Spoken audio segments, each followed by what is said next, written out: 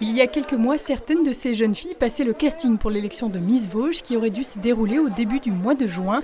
Les événements que l'on connaît ont modifié le programme initialement prévu. On est resté en contact un long moment avec ces jeunes filles par visioconférence pour voir un petit peu l'évolution de l'actualité.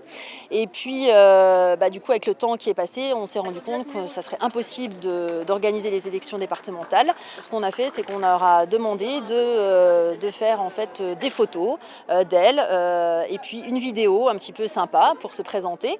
Et du coup, c'est le comité qui a choisi entre ces 40 candidates. Alors, on n'a pas fait exprès, on a 4 candidates de chaque département. Pas d'élection départementale donc, mais bien un couronnement à l'échelle de la Lorraine. 15 des 16 prétendantes au titre de Miss Lorraine, venues des 4 départements, se présentaient à la presse sur le parvis de l'hôtel de ville de Remiremont ce samedi matin.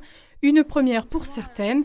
Les candidates parlent de défis personnels, de confiance en soi, mais défendent aussi des causes très importantes pour elles. J'ai souhaité représenter une femme contemporaine, la femme du XXIe siècle qui est engagée. Et à ce titre, j'espère réellement être élue afin de présenter mon projet, c'est-à-dire défendre la cause des violences conjugales. Et on est dans une période de crise sanitaire qui a augmenté ce fléau. J'ai été très marquée par le discours de Zozibini Tounzi, excusez-moi si je prononce encore mal son nom, qui est la Miss Univers de cette année et qui avant était Miss Afrique du Sud.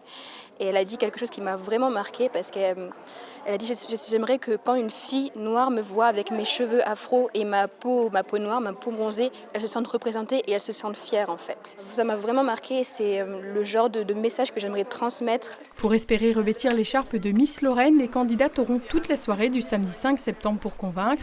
Un discours et 4 défilés qui ont dû être repensés. C'est toute la mise en scène qu'il a fallu revoir en plus des chorégraphies parce que la scène n'étant pas immense, en fait, pour mettre 16 candidates sur scène, c'est un petit peu compliqué en respectant les distanciations. J'ai fait en sorte qu'elles ne se croisent pas trop. Ça ressemble pas vraiment à ce qu'on a eu l'habitude de faire les autres années, mais on essaie de faire aussi bien en s'adaptant aux conditions sanitaires.